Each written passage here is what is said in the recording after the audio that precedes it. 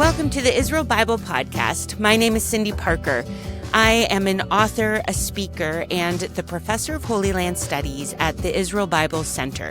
I'm passionate about reading the Bible in the physical, historical, and cultural context of its day.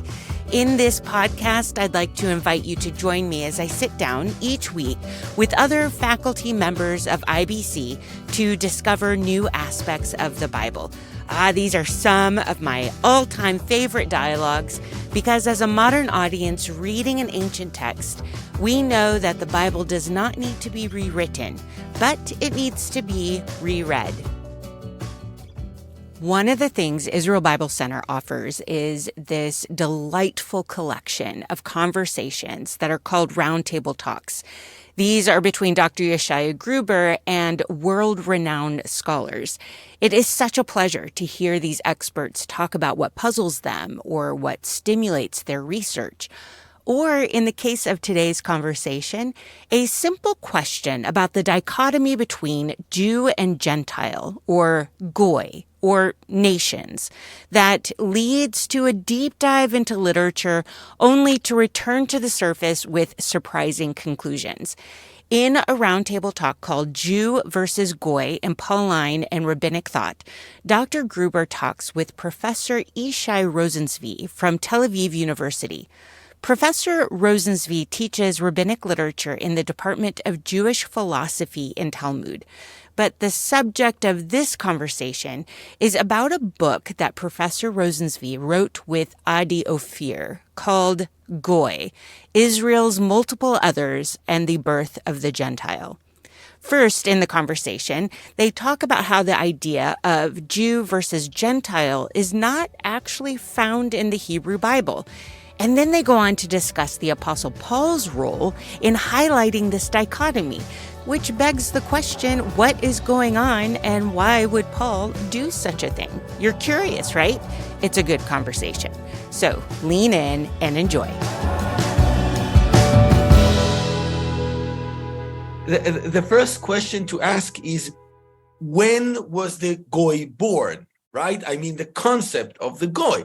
And Adi Ophir in mine argument is that contrary to the scholarly assumption, it's not even like a thesis because it was just assumed. Actually, we do not find a ripe concept of the Goy before the first century CE. Now, let me explain what a ripe concept of the Goy means. It means that every individual in the world is either a Jew or a Gentile. Now, we may not know, but that's an epistemic problem. But in principle, every man and woman in the world is either a Jew or a Gentile. So it's a total binary dichotomous split, right? Binary split. Now, there is nothing natural or obvious about it, right? French or German or British people do not have one concept for all those who are not them, right? The Greek did, okay? So it's a cultural specific kind of division that we wanted to study in its specificity, right? And so we started, we didn't want to do the history of the Goy, we wanted to do a kind of, I would say, cultural, phenomenological, political analysis of this concept. But we said to ourselves, we'll go to the library, we'll find, 5 books and 15 articles on the history of the concept, and we'll continue from there. But to our great surprise, we didn't find any. I mean, historians know how to historicize concepts, right? To do history of conceptions, right? There is a great book by Yeshaya called The Beginnings of Jewishness, right? On the concept of Jew and Israel, and there's histories of the concept of Torah and etc. But we didn't find histories of early of the beginnings of Goyishness, okay, in parallel to the beginnings of Jewishness. So we said first, okay, there's something to it. I mean, maybe this kind of omission is not accidental. And B, we said, okay, so let's do it. And what we found out is that there's many ways that Israelites and Hebrews and Judeans and Jews, made distinctions, but they did not coalesce to this one mega binary total distinction before the first century CE. What about the fact that in the Tanakh, there are, in fact, many cases where we read about Hagoyim? It does seem to be some kind of concept. Now, I know in the book, you and Adi Ofer explain that you see this concept as more fluid. There's a lot of gray area. For example, the ger, the foreigner who lives among Israel, is treated in all sorts of different ways. And it's not nearly as clear as the later rabbinic interpretations, for example. But what about, for instance, a passage like Numbers 23, the statement of Bilam, where he says, Bagoyim lo yitchashav, it's a separate people. They don't count among the nations. And that's maybe quite a unique statement. But can you explain your thinking about all those types of references to Hagoyim in the Tanakh? So let's start from the collective names like Hagoyim and then move to individual names like Nochri and Ger, okay? So regarding the Goyim, this is, first we have to be very clear because it's misleading, right? Goyim in the Bible is nations, people. It's a political collective designation, okay? In some cases, some biblical writers may hint that Israel is kind of an exception, right? So we have a kind of rhetoric of exceptionalism. But this is a political exceptionalism. I would compare it to, American exceptionalism in some context. It has nothing to do with the later Goy, okay? So we're speaking about division between nations and different ways to conceptualize the place of Israel among the nations, okay? Are they one of the nations? Are they a special nation? Goy Kadosh, right? A holy nation, okay? In what way are the Israelites different, or in what way are they different from the Canaanite nations? So there are many ways to cut it, but these are all political collective statement. It has nothing to do with what we're looking for, which is the individual goy, that I as an individual identify myself as either a Jew or a Gentile. But there is an individualized term in the Bible, in the Bible, which is nochri, right? Foreigner. Okay. Now, in the biblical narrative, foreigner may be of all kinds of foreignness, but in biblical law, a foreigner is a non-Israelite. So here we come closer to the idea of the later Goy. However, what we argue is that the foreigner does not capture all non-Israelite the way the Goy does. For example, the Ger, right? The resident alien, the one who lives among you but is not part of the Israelite pedigree, is not an Nochri and not an Israelite too. And so this is exactly why the rabbis will have to redo the whole biblical ger thing and to make the ger into a convert, a ger shenitgayer, okay? Because the ger is exactly this in between that does not allow this binary division. And the same is true for distinction between nations. The Bible is full, and the Pentateuch is full, and the Pentateuchal laws are full with division between nations. And the rabbis, by the way, in a very sophisticated way, will erase all these distinctions, right? Arguing that already Sancherib in the 8th century, right, the Assyrian king in the 8th century BCE mixed the nations, and therefore all these biblical divisions are irrelevant. So through the rabbinic effort to erase and to reinterpret and to reread biblical distinctions, we figured how different the biblical division from the later rabbinic one. I don't know about you, but I was surprised by his conclusions and curious. In his book, Professor Rosen-Zvi suggests that Second Temple literature as a whole does not have the concept of the goy. And this is where it's helpful to keep in mind the conversations with Dr. Nyman from a couple weeks ago. She challenged some of the hard and fast lines we create when we talk about Second Temple literature, for instance.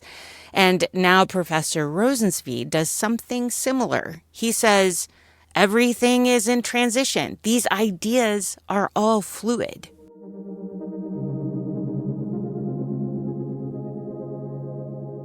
So if not in the Pentateuch and not in the Bible,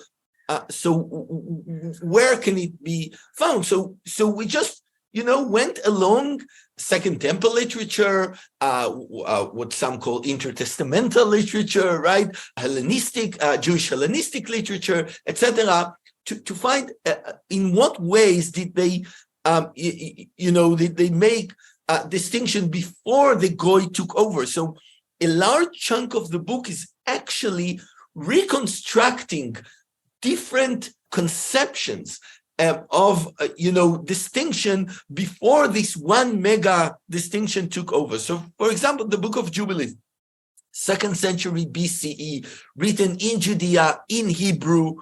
Of course, we don't have it in the Hebrew original. All we have is Hebrew fragments from Qumran and then translations. But this book is considered one of the more, I would say, xenophobic, chauvinistic,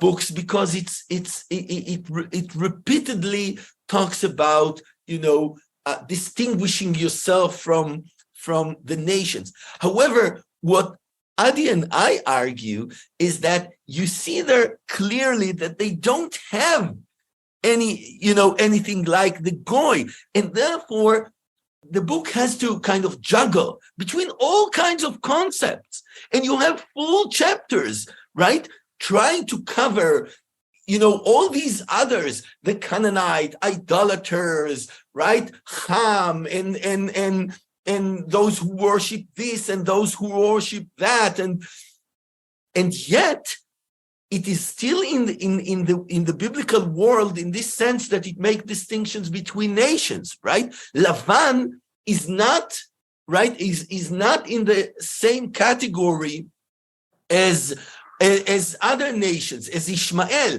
and Ishmael is not in the same category as. So we see this not as our argument is not that before the Goy we were all one happy family. This is not what we're up to at all. Our argument is that we have to reconstruct pre-Goy, distinction making. And for us, Jubilees is a very good example of a pre-Goy discourse of division and distinction, which in a way the Goy will make obsolete. You won't need all this chattering, all this, division, because you have this one very clear, very sharp, very binary dichotomous distinction. If there is one clear, sharp, binary dichotomy between Goy and Jew, well, my mind goes to Paul. Paul seems to make very clear distinctions in his letters that we have in the New Testament. So is Paul actually doing something new by establishing such sharp categories? Paul, let's take a step back. So Paul speaks about ethne, and ethne is the Septuagint translation of goyim, and he uses it time and time again. It's the most common ethnic distinction that he makes, more common than Hellenes, Greeks, more common than Akrobustia, the uncircumcised, and other distinctions. But what is interesting and noteworthy, and scholars noted this. This is not, our innovation, is that Paul treats ethne not just as collective entities, the way the Septuagint does, right? Ethne is goyim, meaning nation, biblical goyim. Rather, it address his addressees as ethne. He tells them, "You are ethne." He actually tells in the epistle to the Romans, he tells them, right? I approach you, right? Because you are ethne, you are goyim, and I am the apostle to the ethne. Now, of course, the Romans do not know that they are ethne. They think that they're Romans, right? They're special, right? And yet Paul tells them, no, you're ethne. You have to realize that. So our question was, A, why does he use this designation as his major, right, tool of distinction? And B, why is it so important for him to tell his addressees, teach them that they are ethnic? And here I come to your question, because the typical scholarly answer would be, I would even say the only scholarly answer that we've tackled would be, yeah, Paul is a Jew, he is a Pharisee, he is educated in the Jewish Judean tradition, and as a Jew, he is used to this kind of distinction between Judaioi and ethne. And in fact, the classic article from 1963, Paul Among Jews and Gentile by Christer Stendhal, a superb article to this very day, opens exactly in this way. As a Jew, Paul was used to dividing the world into Jews and Gentiles. But we didn't see that. We are, diving into the Bible and Second Temple literature, did not see that. We saw many kinds of distinction, but we didn't see this tradition of this total dichotomy between Jews and Gentiles. So if this is not the answer, then, right, we have to re-ask the question. Why did Paul make this distinction? If it's not simply a Jewish Pharisaic heritage. And again, what do we know about the Pharisees? I can only use the text that I have. I have First and Second Maccabees, right? Second Maccabees is Alexandrian, but First Maccabees was written in Judea. Is this Pharisaic? Well, it was written in the Hasmonean, right? Hasmonean palace. It may be, in this area. I have Psalms of Solomon, which is considered by many scholars to be a Pharisaic composition. We have Qumran, which is, maybe a scene, maybe a Sadducee, but in discussion with the. And in all these, multiplicity of literature, I didn't find anything like Paul, okay? Unlike in other areas where Paul is very close to, for example, in his apocalyptic ideas, where I can find very easily, right, approximate even similar ideas in Qumran or in Enochic literature, etc. Here, we didn't find any similar ideas. So we ask why Paul used this term so frequently, and why was it crucial for him to teach his addressee that they are ethnic? So here we get to the Pauline very unique concept of the barrier and the way to overcome it. Because Paul is a Pharisee. Paul's worldview is the worldview of the Heilsgeschichte, the sacred history of the Israelite from the chosenness to redemption. And yet he is, the way he understands himself, right, from the very beginning, from the call on his way to Damascus, is as an apostle to the ethnic, right? And so in a way, let me phrase it first in a very simple way and then to complicate it. In a way, the first writer that understands himself as an apostle to the ethne has, maybe for the first time, to conceptualize what ethne are, right? Because most of the writing we have, virtually I would say all the writing we have, is inner Jewish, right? Even Philo mainly writes to his own, right, Jewish Hellenistic congregation. So Paul, in a way, has to kind of create almost ex nihilo his addressees. Who are they? Are they Romans? What does it mean? I don't see Romans in the Bible, right? So in what way can I let them in? If they are Romans, if they are Galatians, if they are Corinthians, right? How would I let them in? So Paul really, in a way, tackle a new problem, right? How to approach these Romans and Galatians and let them into the biblical story. Now, the simple answer would be through circumcision, through, right, conversion. And that's what the other, right, missionaries, James and the Jerusalem school, that's what they preach. But Paul opposed that. Why? That's a complicated story that has to do with his own understanding of the meaning of Jesus' death, right? That this track is impossible, because if you continue with this track of, the good old Jewish conversion, you refuse to acknowledge, right, the novelty, the revolution of Jesus' coming and of Jesus' death. Okay, so if this track is closed, what about God-fearers, Judaizers, right? We just read in the scroll of Esther, Rabbi me'amei haaretz mityadim, right? The people come and Judaize. They're not convert. They just, It's a new usage of the word there, right? Right, exactly. But for Paul and his, it's already right, old, yeah. and it's already there. But that's not good enough for Paul too, because he wants them to become, and he said this explicitly, sperma Abraham, right? The seed of Abraham.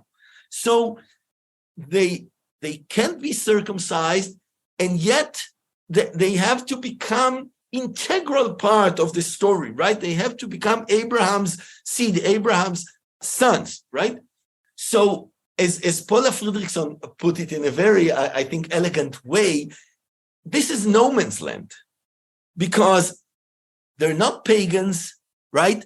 Their specific national heritage, they have to cut their ties, right? Their specific ties, because these are all pagan ties and yet they do not become Israel in any known way. Okay, and here I believe the goy enters the picture, and here I think is Paul's brilliant innovation. They can't come as Israelite because they're not circumcised. They can't come as Romans or Galatians because it's meaningless in the sacred history of the Bible. They can't come as a universal person because this concept just does not exist, right? In this biblical horizon of the story of redemption, right? But they can come as goyim. These goyim that Isaiah and Jeremiah, right, and Ezekiel, right, talk about, that they will come, right? Nachon yeh Hashem berosh ha'arim v'nisa migvaot v'na'aru elav kol hagoyim. All the goyim will come, right? Be'acharit hayamim, at the end of days. That's the way they read it. Isaiah probably means just later days, right? The days that will come. But for them, acharit hayamim is the end of days, right? The eschaton. all the goyim will come, right? You are these goyim. So he kind of individualized, he privatized, right? A prophetic notion of goyim and says, okay, nations do not come, but you do. So that's why he has to teach his addressees in Rome and Galatia that they are goyim, because that's the way and that's why for him, all the ethnic distinctions are meaningless, but the distinction between Jew and Gentile is meaningful, because they won't come as Israel. They will come as goyim. This whole conversation makes me think of several courses with Israel Bible Center that talk about Paul. And I've even interviewed Pinchas Shir about some of these ideas related to the audience of Paul, those who are joining this new Christian movement, and those who have to work out this idea of Jew and Gentile coming together in one community. You can find some of those conversations in the earlier episodes in the podcast, especially Season 2, Episode 5, and Season 1, Episode 30. Or simply go explore some of the great IBC classes that dive into Paul's letters. This is one of the beautiful things about Israel Bible Center. From the comfort of your own home, you can take classes and within a year earn a certificate in Jewish context and culture. Or you can do it faster. You get to go at your own pace.